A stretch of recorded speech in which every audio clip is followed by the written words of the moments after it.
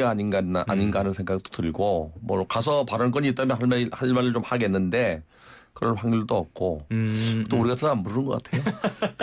위원님은 초청이 안 왔습니까?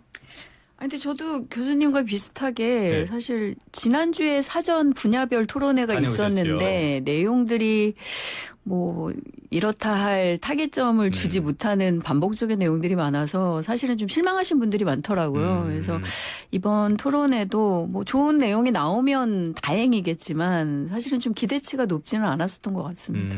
그래서 참석하지 않은 두 분과 오늘 함께하도록 하겠습니다. 자, 먼저 본격적인 이야기 앞서서요. 교수님께 제가 질문이 있어요. 네. 이 토론회를 앞두고 이재명 대통령의 분당집 거래 이게 또 도마 위에 올랐거든요. 네. 그런데 이 핵심을 보니까 이재명 대통령이 분당집을 20몇억 원에 팔면서 네. 그러니까 사적으로 근저당 17억 7천만 원을 잡아줬다는 거. 이게 굉장히 큰 논란이 되더라고요. 이게 이렇게 하면 안 되는 겁니까? 안 되는 건 아니에요. 예. 이게 불법이나 탈법은 아니고요. 네. 편법입니다. 아. 근데 이제 사실은 이제 지분을 매도하거나 매수하는 사람의 한쪽에 문제가 발생하게 되면 쌍방 합의하에 팔 때 가끔 이런 거를 쓸 때가 있어요. 무슨 얘기냐면 대출을 신청했는데 대출이 좀 늦게 나와요. 그럴 수 나오도 보면 안 돼. 있죠. 예, 예. 이럴 때 이제 대출 기간 동안만큼 연장해 주거나 그 기간이 2, 3개월 되면 설정하거나 또는 이제 집을 팔고 이전하는 경우에 내 집이 안 팔릴 경우 내놓은 건 확실한데 네. 매도자가 당장 나타나지 않는데 집을 사고 싶을 때 매도하고 난 이후에 잔금을 치르겠다는 거 이렇게 할 수 있습니다. 그런데 이게 왜 논란이 되냐면요. 정부가 지금 가계부채가 늘어나기 때문에 대출을 막고 있잖아요. 그렇죠. 어느 정도. 예. 거기다가 또 부동산 투기를 막기 위해서 갭투자를 막고 있잖아요.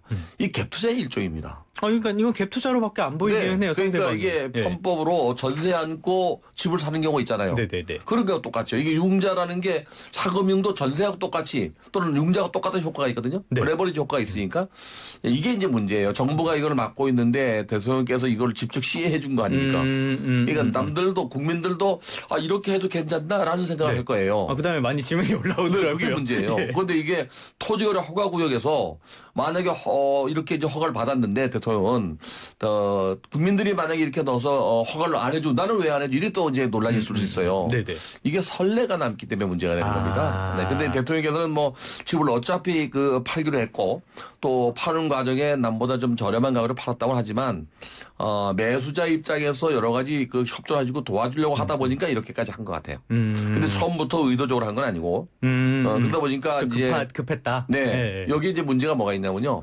설정해 준 것만큼은 이제 법정 이자 이상을 받아야 됩니다.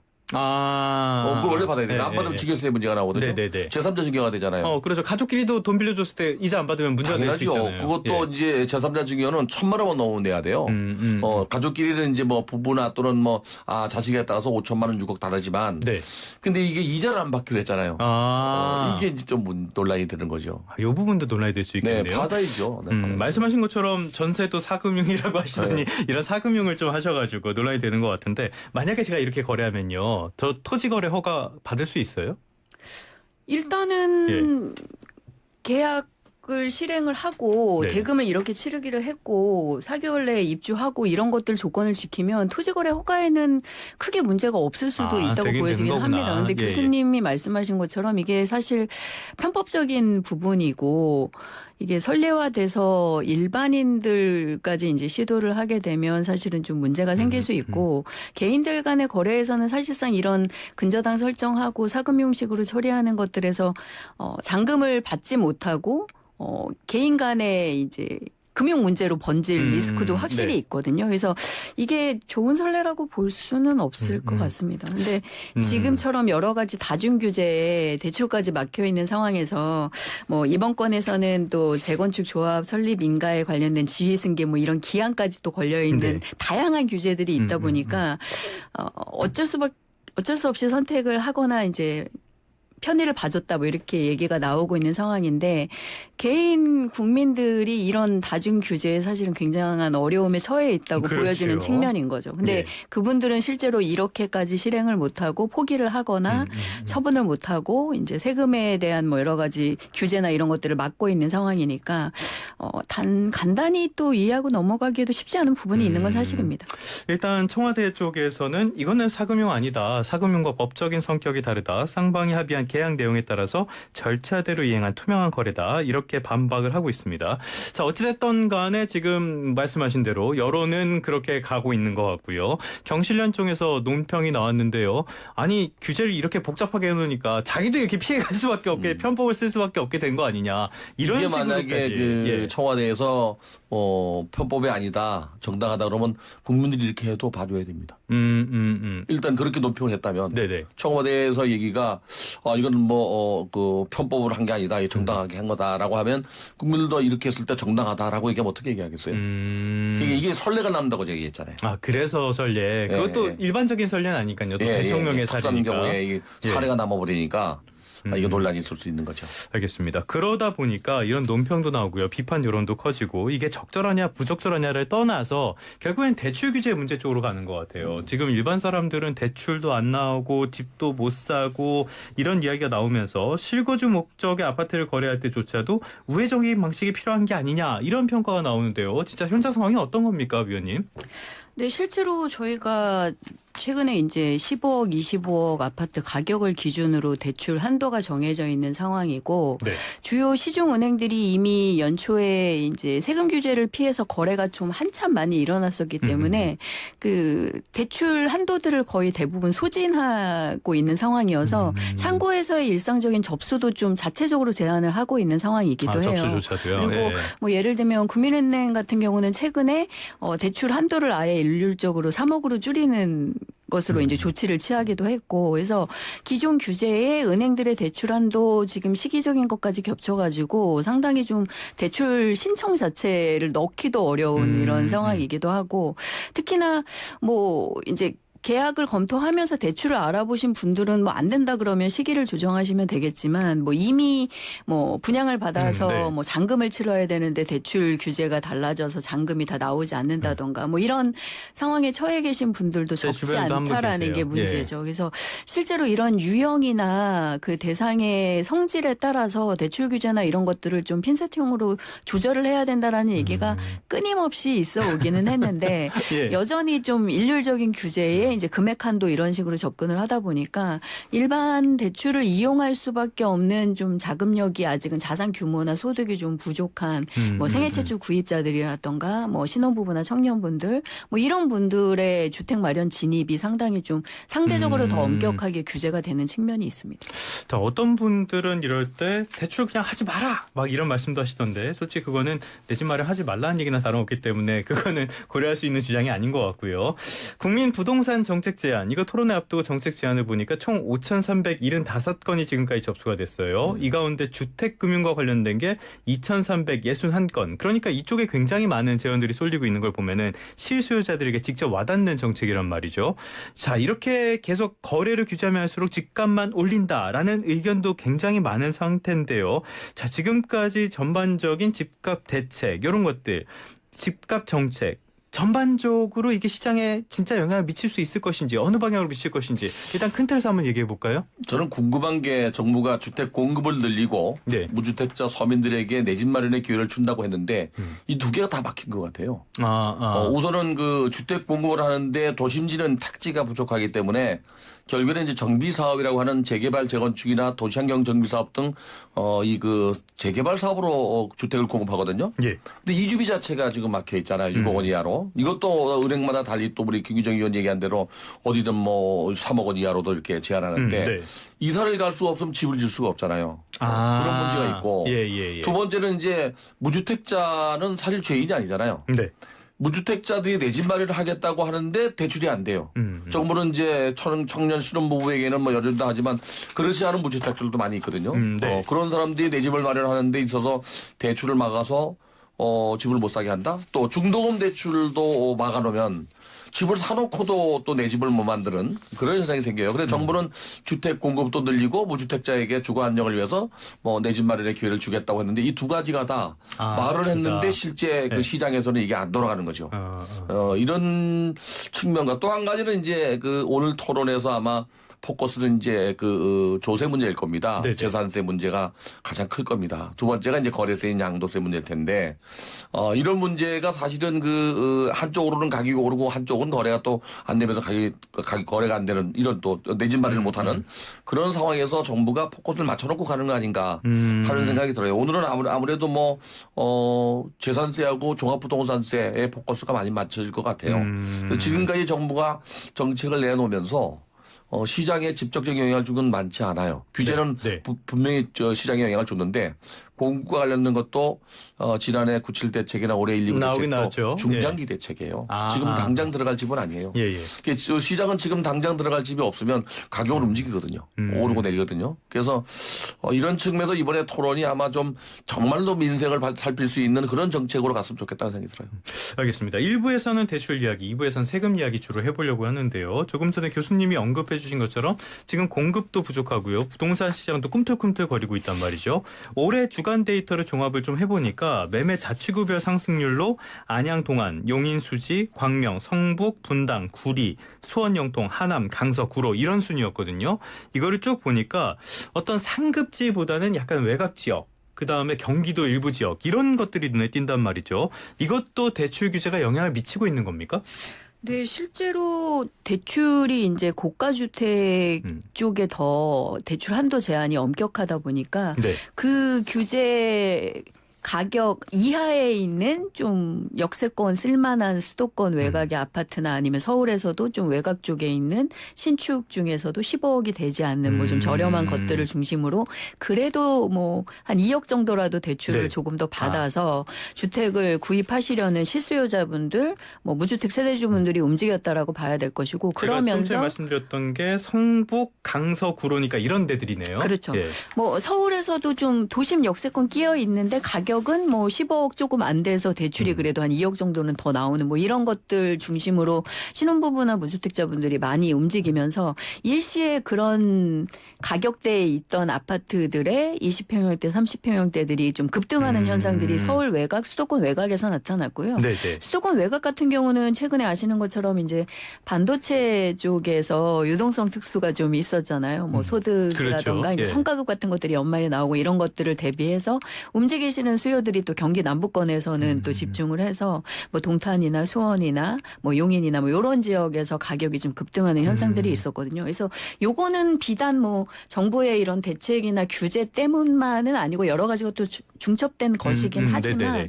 전반적으로는 좀 일률적인 대출 규제를 피해서 집을 마련하시려는 분들이 움직인 곳들이 또 급등 강세를 보인 건 사실이고 전반적으로 또 그 매매에 진입하지 못하신 분들이 전월세 가격 상승까지 좀 막고 있는 이런 네. 좀 삼중 규제적인 상황이라고 볼 수 있습니다. 근데 여기서 만약에 정부가 이제 내놓은 실질적인 공급에 대한 대안이나 뭐 세제 정비 등을 통해서 가격 안정이나 뭐 좀 정상화를 시도하겠다라는 것에 대한 신뢰가 높았다면 좀 과거 규제들 시점과는 달랐을지도 모르는데 여전히 그렇지 않았다라는 걸 돌아보면 사실은 이번 정부에서 내놓은 공급 확대나 세제 정상화나 아니면은 뭐 이런 대출을 통한 뭐 자산 양극화의 해소나 뭐 이런 것들이 사실상 국민들에게는 그렇게 신뢰감 있게 다가가지 못했다라고 봐야겠죠. 그러니까 네네. 여전히 공급도 여전히 좀 쉽지 않고 집값은 계속 오를 것 같고 실제로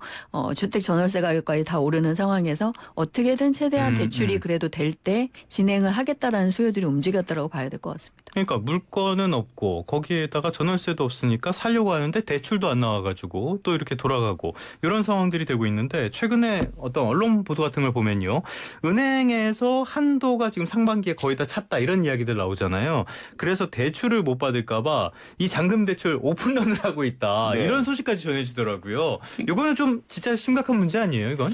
이게 그 시중에 5월 달 기준으로 광의 통화량 예. M2가 4,184조나 됩니다. 그러니까 넓은 의미의 돈을 말씀하신 거죠, 근데 이제 현금. 매달 예. 늘어나는 돈을 보면은 그 한국은행 자료를 보면은 이재명 대통령이 취임했던 지난해 6월 이전에는 월별로 2조 9천억에서 3조 8천억 사이가 유동성 자금이 풀렸어요. 네. 근데 취임하면서부터 4조 3천억이 풀리면서 계속 늘기 시작해서 지난 5월 달에 5조 8천억이 풀렸습니다. 그러니까 돈 자체가 많이 풀리고 있는 거네요. 그러니까 시중에 예. 제가 하고 싶은 말씀은 이거예요.